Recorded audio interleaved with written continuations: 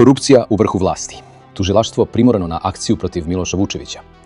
Nakon meseci upadljivog ćutanja i pokušaja ignorisanja teških optužbi, pravosudni aparat je konačno bio primoran da mrdne s mrtve tačke.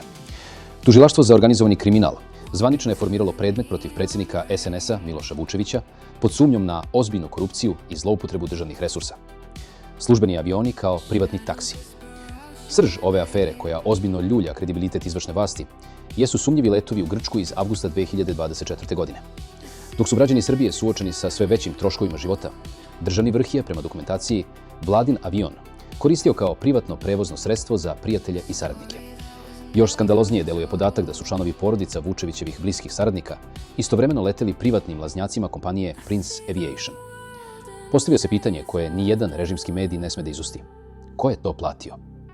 Predmet KTR 148/26.